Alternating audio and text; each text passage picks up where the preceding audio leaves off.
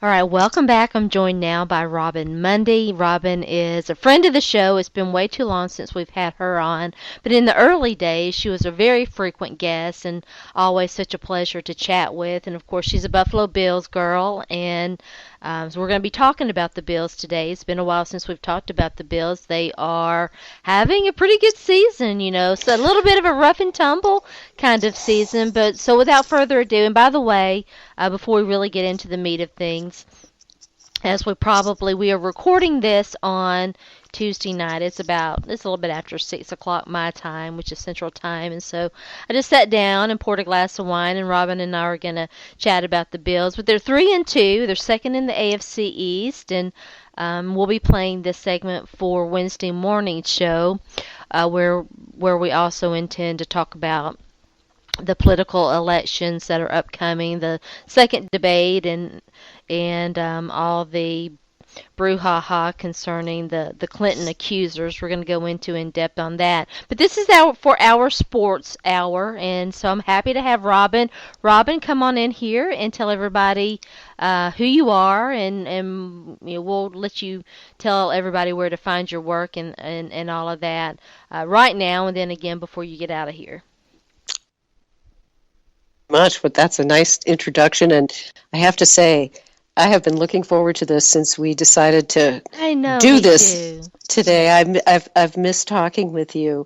Been too long. My name is Robyn Mundy, and I have been a lifelong Buffalo Bills fan. I'm a retired oncology nurse and psychotherapist, and I now write sports articles, mostly about the Bills, for Bills Wire, which is Bills Wire USA,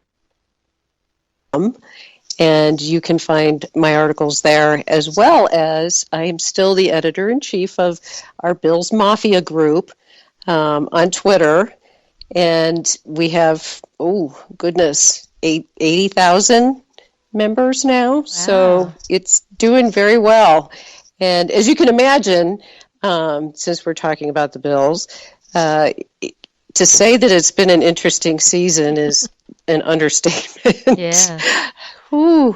Volatility rocks. Yeah. So we start out 0-2. It started out with an interesting off season, and of course the addition of Rob Ryan and all of that, and Rex is always going to be Rex, right? But yes, he is. And we'll get to the coaching situation too, but it's it is interesting that those two have hooked up again and are now, from all appearances, so far so good, doing fairly well. They are, and it didn't obviously start out that way when the Bills went 0-2, and all of Western New York was apoplectic, as well as Bills fans around the world. And really, it was unexpected because, of course, good old Rex comes out and says, we won the off season, and promptly Reggie Ragland tears his ACL. Yeah. Shaq Lawson has to have shoulder surgery. Marcel Darius goes on suspension. I mean, the list goes on and on. So it wasn't a very good start to the season. And then came Arizona.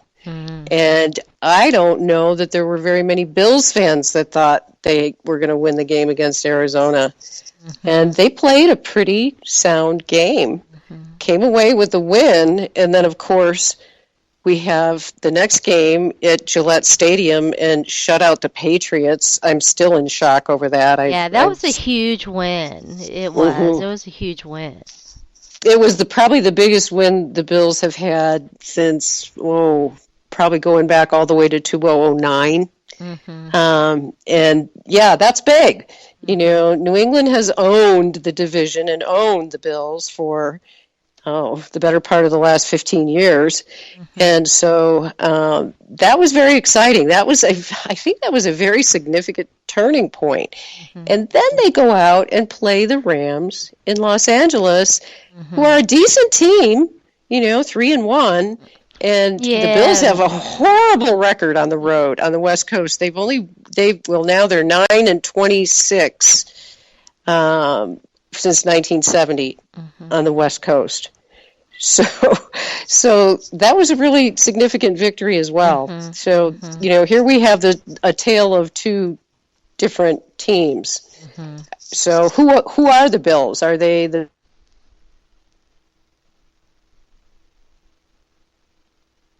sea change afloat in the AFC East? I don't know the answer to that yet. Yeah, it is interesting, and we like to make these generalizations and say, oh, look at what they did before and after we did this and we did that. But every team is different, and and even in that little bubble, team to team, different. And you mentioned it, teams play differently almost every game, and a lot of that's due to either injuries or guys who are unavailable or whatever, and sometimes it's just it's the nature of the game that change is inevitable, and it's really hard to make these generalizations. Were you I like Greg Roman. Let me just go ahead and start by saying that. I still think that he is a good coach. I did not like the Bills firing him. Were you on board with that change? I was shocked. I mean, I will be just flat out honest to the core here. I was shocked. I actually, when the Bills were 0-2, I was already in my mind, probably like other Bills fans, thinking, okay, well, if Rex goes, then maybe we could promote Greg Roman so we have some continuity on offense. Here we go, right? Here we go again, syndrome.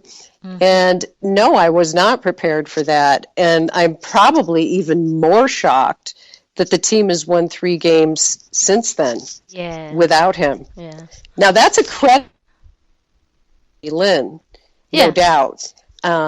It was also what he's been able. It was also a wake-up call to players too, right? I mean, you don't make. Yes. It sends a signal that nobody's safe, and True. You can't discount that either. That's very true, and I have to say, like you, Sharona, I have a great deal of respect for Greg Roman.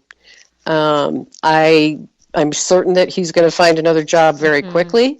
He doesn't have to worry about it for a couple of years because the Pagulas will be paying his salary. They seem to like doing that. They did, they did that with Marone.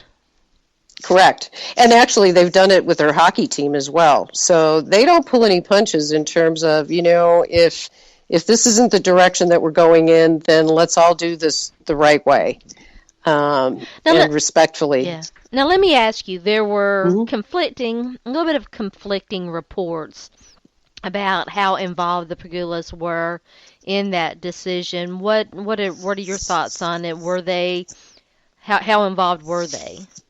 You're right. The media was not consistent in terms of how that part of the story was reported, and it seems that as I could distill different sources, it would appear that the Pagulas meet with players, and not in a formal way, but on a fairly regular basis.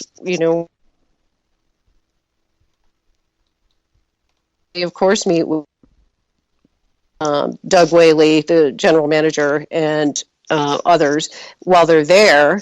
And, of course, since they own the Buffalo Sabres, they're there a lot. And I think that Terry Pagula in particular has always had a real congenial relationship with players. At training camp, he's always hanging around on the field talking to players, etc. I think he likes to have that open door policy of, I'll listen to whatever you have to say kind of thing. And I believe that relationship is kind of a back and forth thing. I don't know that there was any structured formal meetings set up and conducted, to investigate what's going on. I didn't get the impression that it was handled that way. I think it was more, you see somebody in the hallway, you talk, how are things going? Then if they have an issue, they feel free, like they being a player, or staff member, just go and talk. Mm-hmm. I think that it's a fairly open door policy. So I suspect when this all went down, they made it a point to talk. I'm fairly sure from what I could distill that that's what happened. Now, again, I didn't get the distinct impression that this was some sort of formal process, but I think there was definitely communication there. And I honestly believe that the players probably feel fairly comfortable saying whatever they want to the Pegulas because they're very approachable, or they seem to be. Yeah, it is an interesting situation, and at the time I would have said the defense was more, because it happened after a game where Tyrod Taylor put up, really big numbers in terms of, because I have him on on several fantasy teams, and I'm keyed in to that aspect of it. And I watched the game, and I know it was a Thursday night game, as I recall, and but yeah, it to me it felt like the ultimate scapegoating, but the Bills have won since then. Now I was looking at the Bills' offense in a lot of ways is remarkably similar to the Titans, and right now they putting up huge numbers in the rushing game, and the Bills are third behind the Titans, who are second, and the Cowboys, who are first. But in terms of passing yards per game, they're dead last in the NFL. So it hasn't seemed to have had an appreciable impact on and in terms of total offensive yards, they're at 28. So it's interesting, and we're gonna talk about the defense, but I want to ask you about, because that I'm a big Tyrod Taylor fan, and and I think that given given enough opportunity and time and patience, that he can be that franchise quarterback that the Bills have really been looking for a long, long time. But it's always interesting to me, and I was not watching them, but I was watching my Twitter feed, and because we talk about the Bills a lot on this show, and I follow and have followers who are Bills fans, I tend to pay attention, and it does seem like he has not persuaded some of the media members up there. So I wanted to ask you, Robyn, what you thought about Tyrod Taylor's performance thus far in 2016. Interesting. I think that's a very correct assessment in terms of how the media portrays their take on how Tyrod is doing right now. As you know, he has a structured so that the Bills actually have an option out after this year if he doesn't meet the numbers that they hope that he meets. So there is a little bit more pressure on him than you would ordinarily expect for a player that just signed a long-term extension. But that being said, I'm a Tyrod supporter. It's so interesting, Sharona. I swear it's like we're always on the same page. I am a Tyrod fanatic, to be honest with you. I love the man. I love the football player. I love everything about him. He is everything that I would want in the quarterback of my favorite football team.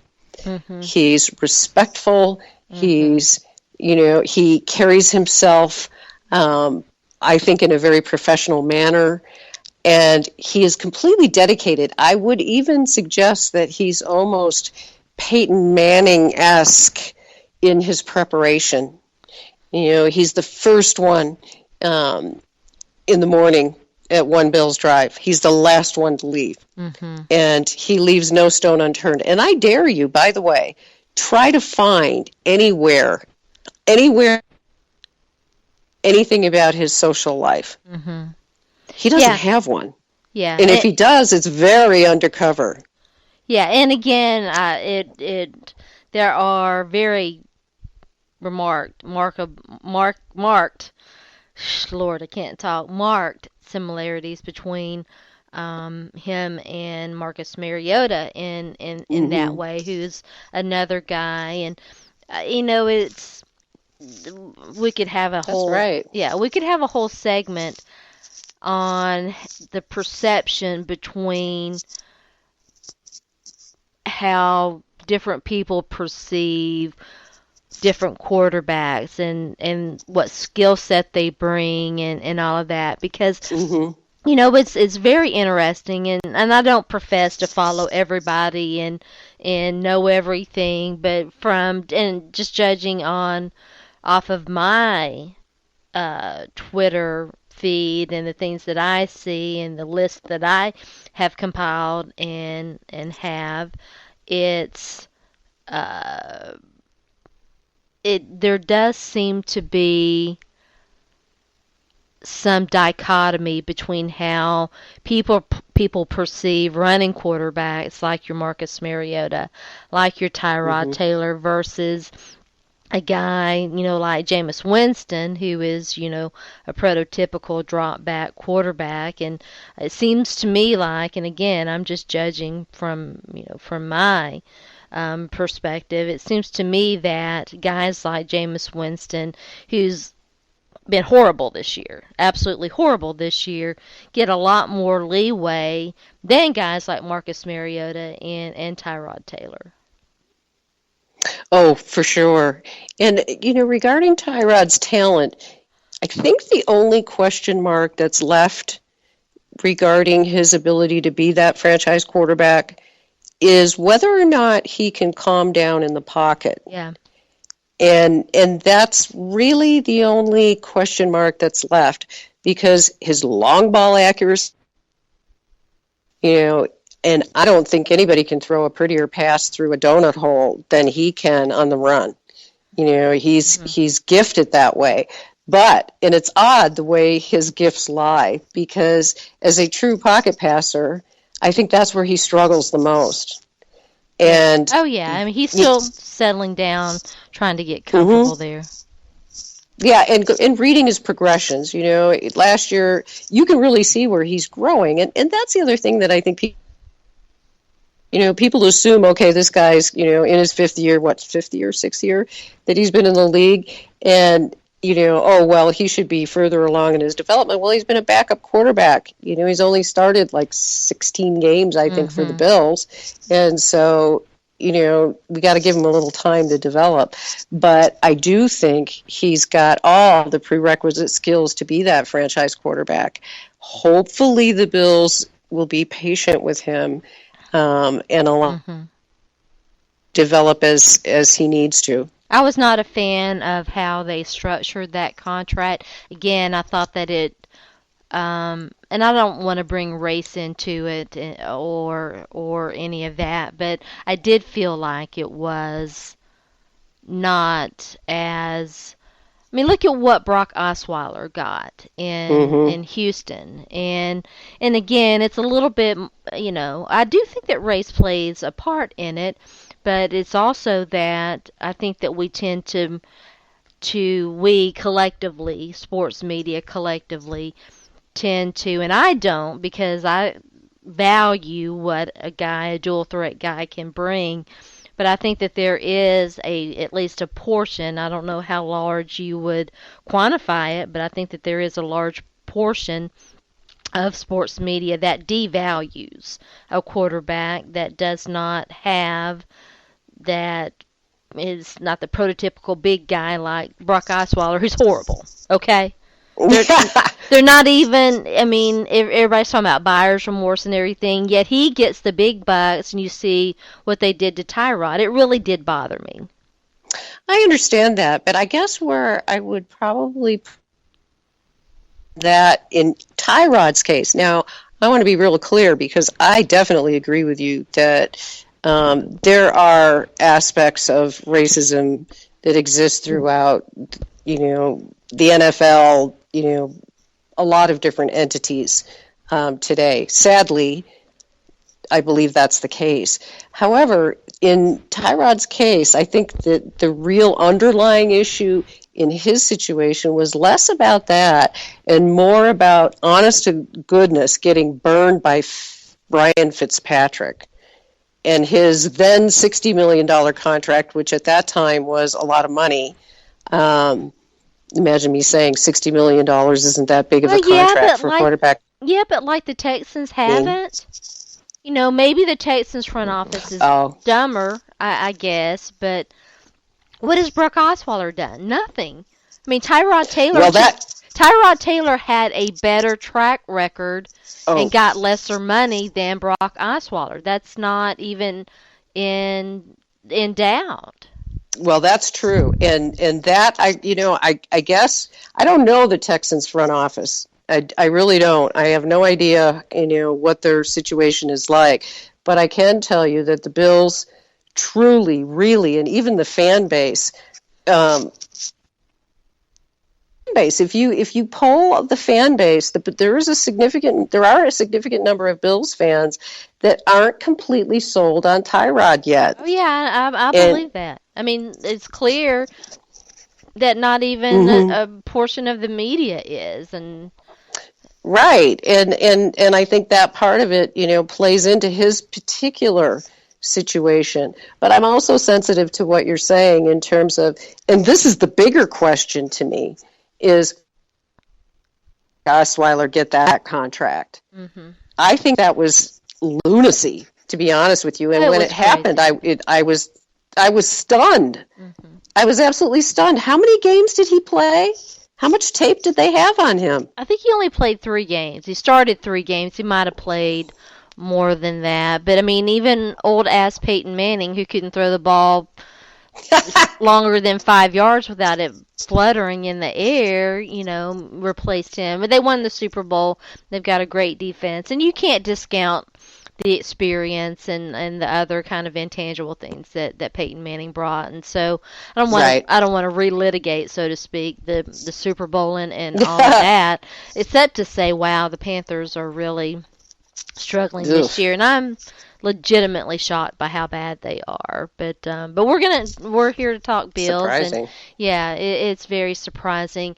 And also in Tyrod's defense, and a good comparison we can stick with. I mean, we could talk about Colin Kaepernick. We could bring him into this discussion too, and he finally is getting his chance in San Francisco. And again, we're talking about some similar issues, but just focusing on the difference between the criticism that Tyrod gets and what's going on in Texas, in Houston with Osweiler.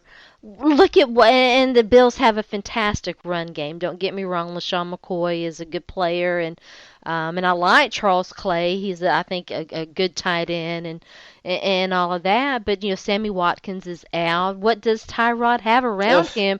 Where when you look at what Osweiler has, and he's sucking hard, and he's got all the talent in the world. It's again, the Bills would probably be really contenders in the AFC if they had the same wide receivers as the Texans have. Exactly. And truly, without Sammy, we've got Robert Woods, who's very good, and he's a very good all-around player. Not super fast, and he's not very big. Yeah. And we've got Justin Hunter, who just caught a touchdown. Yes, exactly. I'm really pulling for Justin Hunter. Yeah, good for him.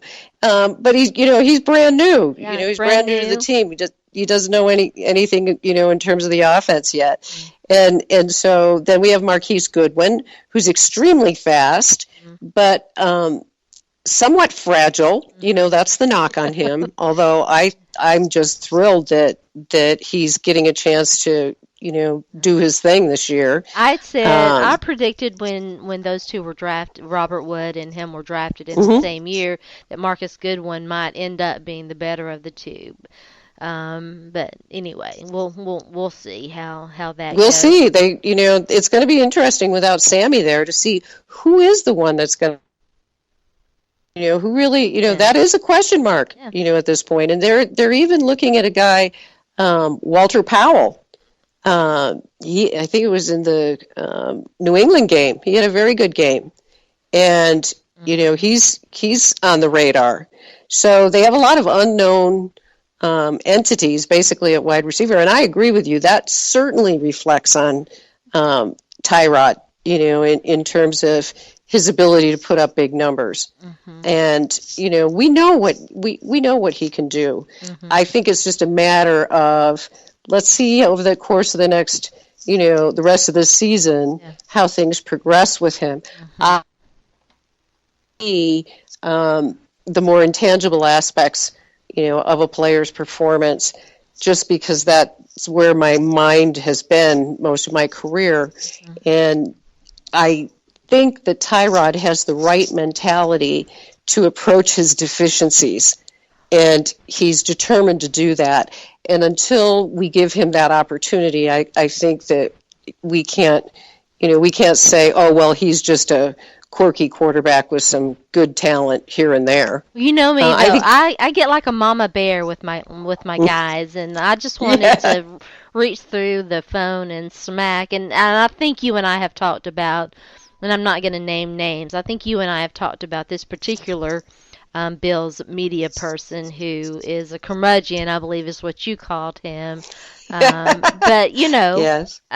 He's certainly not alone in having questions about Tyrod, who I wish nothing for. By the way, I'm talking with Robyn Mundy of the Bills Wire, the Bills Mafia. This sports hour is kind of devoted to the Bills. It's been way too long since we've really talked about them, even though I like them a lot and follow them fairly closely. Let's turn to the defense now and talk a little bit about Rob Ryan. And you wrote a really good article for the Bills Wire about situational football and that defense, which by the way, I was just looking at NFL.com, looking at their team stats. In total defense, the Bills are ranked 15th, and we'll get some of those individual rankings after that. And by the way, great. I really loved you guys picking up former Titan linebacker Zach Brown, and he's having a fantastic year. And I just picked him up in an IDP league, and I'm very happy that I did. Oh, well, thank you. All I can say, thank you very much to the Tennessee Titans, because we are so happy to have him. Really, the plan originally was to have him start. When he was signed, that was the plan, for him to be a starter. Doug Whaley, you got to give Doug Whaley some credit here. He targeted Zach, and he said straight up that he was going after him because he thought I'm sorry, Robyn, you're cutting out just a little bit. I don't know if it's... Is that better? I don't know if it's your internet connection or mine. You said Doug Whaley targeted Zach Brown. Doug Whaley has a pretty good eye for talent. Maybe not so much of a good eye for contracts, but and numbers and things. But yeah, so he targeted Zach Brown, and then you cut out. Okay. He targeted Zach Brown, I think, in part because of his speed, but also because of his coverage ability. And he had a very good idea what Rex Ryan was looking for. And that's the thing that impresses me the most about Doug Whaley, is that he seems to be able to exactly what it is the coach is looking for. Because the other guy he brought in that is just amazing is Lorenzo Alexander. Oh, yeah. Has, the guy's been in the league for 10 years. He's played for, I think, 3 different teams. And he had a total of 9 sacks in his entire career. And he had 3.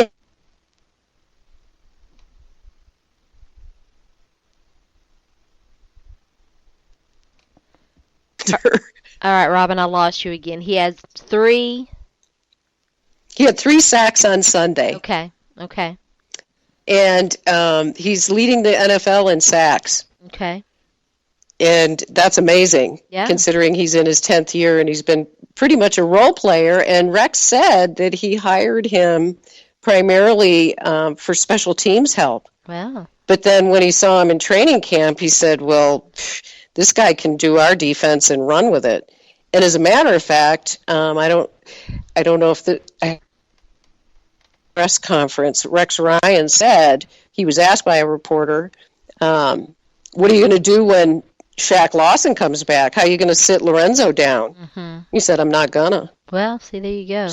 Much different answer from what the Dallas Cowboys gave about Dak Prescott, which we'll talk about. If Robyn wants to weigh in, we can let her weigh in before she gets out of here. I was looking at the individual numbers. The Bills are ranked 13th in rushing defense and I believe 17th in the passing. Let's see here.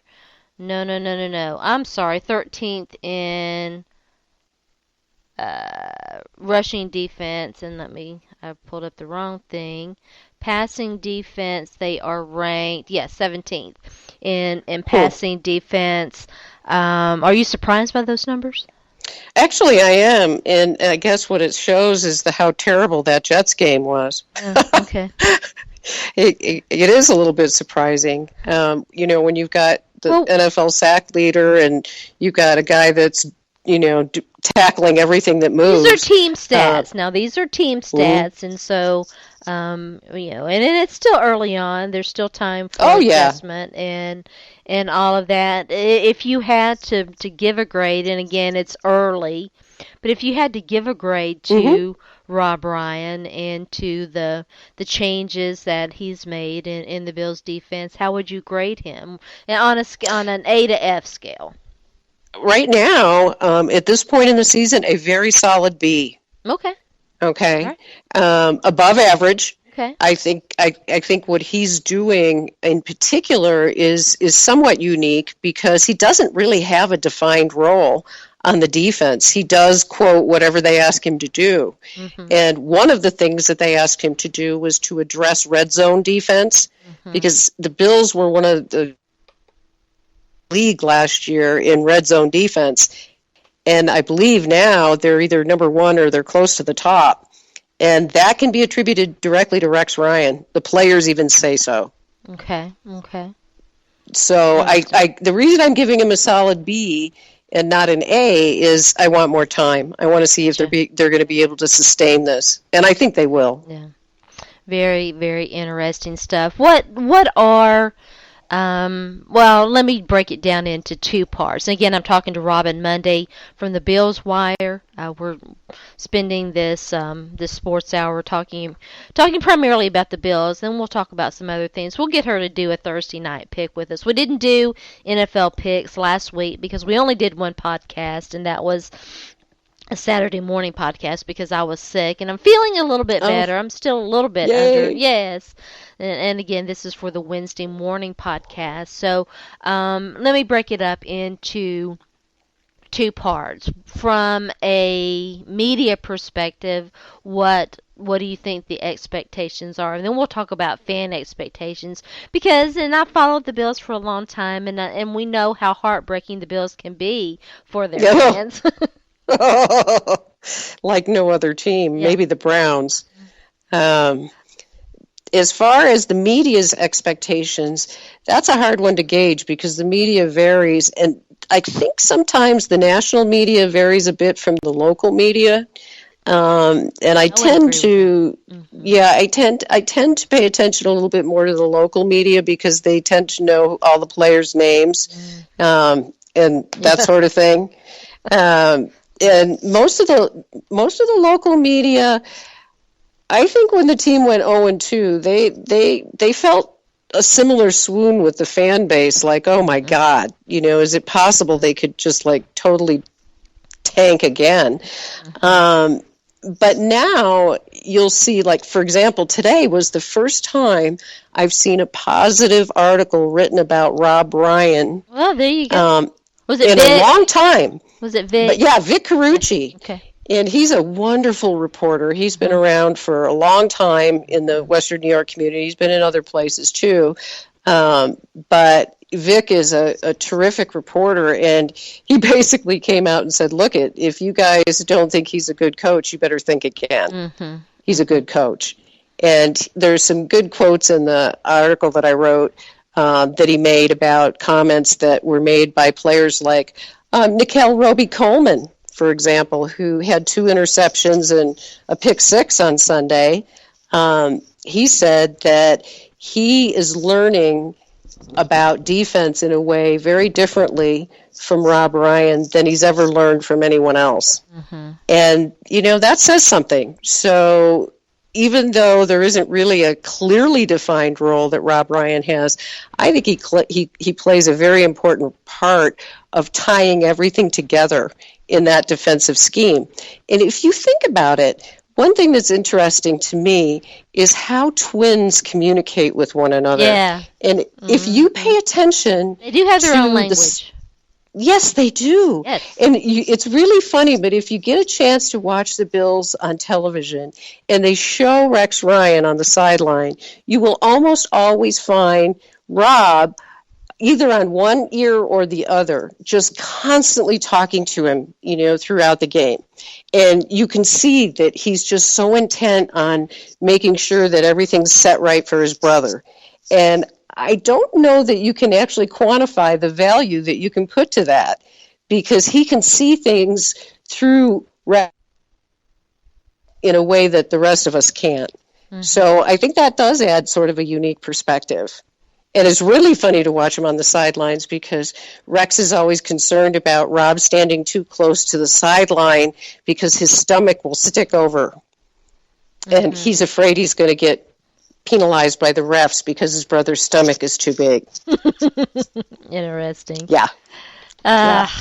Anyway, so what about the fans? What would the fans like to see? Is it, and obviously you want your team to make the playoffs, but are the playoffs realistic? Well, they are now. I don't think you would have gotten a plug nickel for anyone to say that a few weeks ago. I really don't. I think at 0-2, a lot of us were like halfway ready to write off the season. And, rationally, which fans aren't, because as fans we're not rational by definition. But when we think about it, the Bills making the playoffs, at 0-2, they showed all the numbers, 13% of teams, blah, blah, blah, whatever. The bottom line is that it's what they did when they hit, and I can only hope that this was a bottom for them. They let go of an offensive coordinator. I mean, these are things that you don't really want to have happen, early in the season. Mm-hmm. And for whatever reason, it galvanized this team in a way where maybe Rex said, the perfect thing for us is to have to play Arizona and New England when they were 0-2. It was tough. The fans overall, I think, well, and you know this because you're attached to the team somewhat as well. The fan base is probably one of the most, resilient is the word that Rex Ryan uses about the fan base, and I would say that's probably true. But the word perseverance comes to mind. We persevere probably better than most, given the circumstances that we've endured. But I think this fan base is very realistic.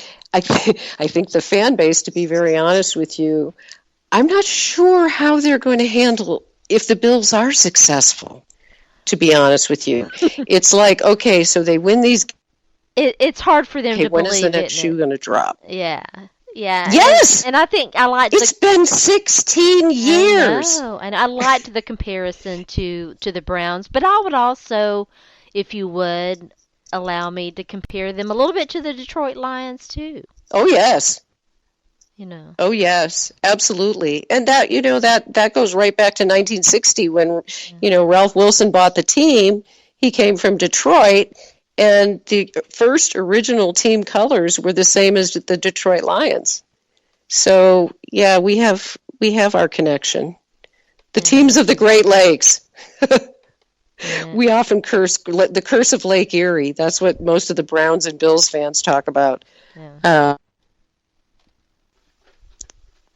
Very interesting. Since we didn't do picks on this is what, week 6, so week 5. Well, actually, before we even get there, I want to just real quick talk to you about, because we were talking about expectations, and I meant to ask you this. The Browns have, I mean, I don't know how to characterize it. They've got some winnable games on their schedule. I mean, they do face New England again and Cincinnati. I don't know what to make of Cincinnati. And I think Oakland's a pretty good dang football team. Pittsburgh, they've got, Ooh. yeah, Pittsburgh, I think it's always Pittsburgh a is tough a out. good team. Yeah, Yeah. yeah. Always a good team. Of course, the big news is that the Niners are coming to town, and they are starting a new quarterback, somewhat new, at least new this season, in Colin Kaepernick. And I want to ask you about that game. What do you think? How do you think the fans are going to? Because there has been a lot of controversy over his quote unquote protest. How do you think the fans are going to react to him? Oh, it's hard to say. If I go by my Twitter feed, I would have to say that I think they're a pretty patriotic group. Yeah, I would say that. And I think would agree. Yeah, I think that's gonna cause some difficulty for fans. How they respond to that in the stadium, I don't know. Yeah. But I think that's a tough one. As far as the game goes, it's going to be a very big game. The Bills haven't won 3 in a row for 5 years. Wow. And so for them to have this next upcoming game at home is huge. And then they go to Miami and play. And, of course, Miami is kind of struggling right now. Oh, yeah, they suck. They're bad. The a Titans good beat them, so they're bad. Yeah. Yeah, I was going to ask you about that, because I thought that the Titans played I thought they played a good game. Well, they did. And the big thing for the Titans, and we talked about quarterbacks early on. The Titans have lost some really close games, and I'm not piling on him, because I'm a big fan and I've defended him, and I'm going to continue to defend him. And I meant to mention this when we were talking about Tyrod too. Marcus Mariota's in his second season, his second year, and Tyrod's really only in his second season starting. And so, and people, correct. Patience is so underrated, and people forget that these guys are, in terms of starting and what have you, are very young, and they're going to make mistakes. And I was going to ask you about the Tyrod lining up in the wrong position thing, but we're way. It happens. Give him a break. For sure. He's in his second season starting people. They asked him. I mean, I know he's not a veteran, but, cut him some slack. My goodness. Oh, absolutely. Absolutely. And I think he laughed about that more than anybody else. He's so great. I love him. But back to the Titans. The problem that they've had, and I'm not trying to pile on him because I understand, the game has been going very fast for Marcus Mariota this year, and he's turned the ball over. And the big difference for the Titans this week, not turning the ball over and sustaining drives and getting points, and all of these things are good in so many different ways, and it does allow your defense to play a little bit differently when you're ahead, and and you've got a comfortable lead. And so it was a good win for them, and I'm hopeful that they will, sustain that. And they've got the Browns, who have beaten them, twice in a row now in terrible fashion. So anyway, we'll see. Interesting. And I can tell you, I keep my eyeballs on the Titans for 2 reasons. I have Delaney Walker on my fantasy team. He had a good game. And I love. Oh, he's wonderful. Yeah. He's wonderful. And also Denora Searcy, who used to be a Buffalo Bill, is he and his wife are personal friends of mine. Aww. And I know he's had a high ankle sprain. Yes. He's still off with that injury, isn't he? He was inactive this past weekend, and the Titans have to have their requisite former Bill on the roster, and it was George Wilson.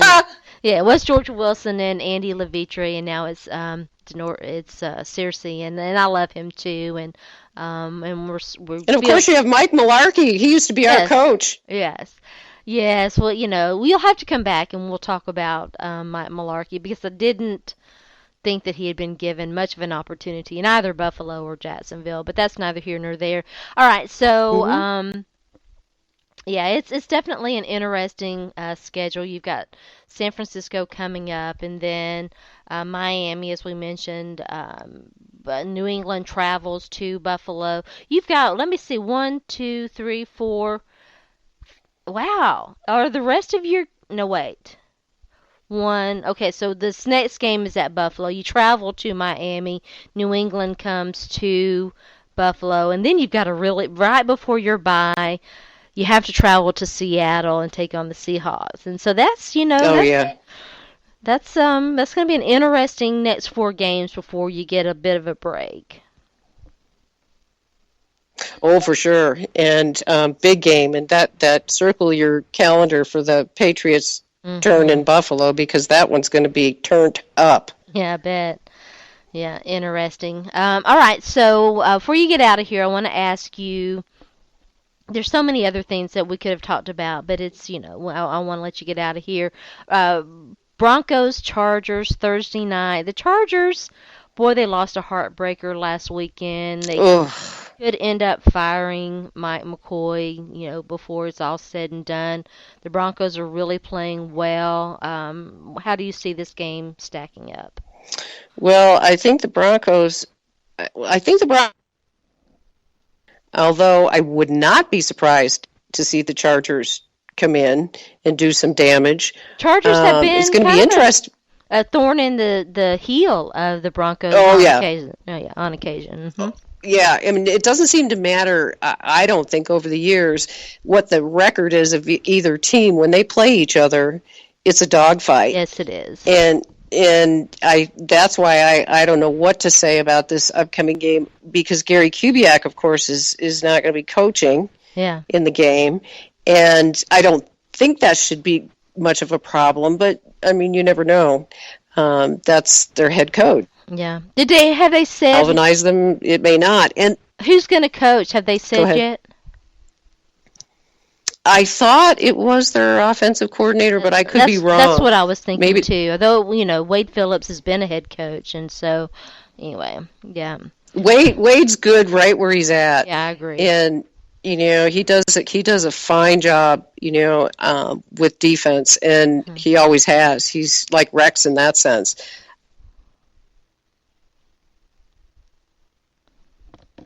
All right, I lost you again, Robin. I'm sorry. I don't know what happened. Am I there? You're there now. Okay. I don't know what happened in the game against Atlanta. I was kind of surprised that they lost that game. Um, so we'll see how they do with the Chargers. That could be a one game anomaly. Maybe not. Maybe they'll have a hangover. Yeah, interesting. Did I lose you? Yeah, a little Oh, bit. You cut in and out a little bit on that. I'm going to say as much as I do think that the Chargers will be up for this game, and they've with Trevor Simeon being banged up and Paxton Lynch hmm clearly not ready. It really in a short week, it really is a prime opportunity, I think, for the Chargers to get back on track, and I certainly do think that they could win this game, but I think that the Broncos are going to win it. that's my sense of the situation. I think the Broncos will ultimately win, but I don't think it's going to be easy. Yeah, no, I don't either. And I expect it to be a closer game than they always do kind of seem to be close. hmm But Robin, it was such a pleasure. Tell everybody again where they can find you on social media and find your work. Okay. On Twitter, I am Robyn Mundy YO, and that's because I live in Wyoming, and it's at ROBYNMUNDYYWO. Also, am the editor in chief at Bill's Mafia, which is Buffalo, BUFFALO, FAM, FAM as in mother, Fan Base base.org. And you can find articles that I write for Bill's Wire at billswireusa.today.com. Very, very good. It was a pleasure, Robyn. I hope you'll come back soon. Oh, I hope so too. I love talking with you, Sharona. Me Thank too. you for your time. Have a great evening. Bye-bye. All right. Good night.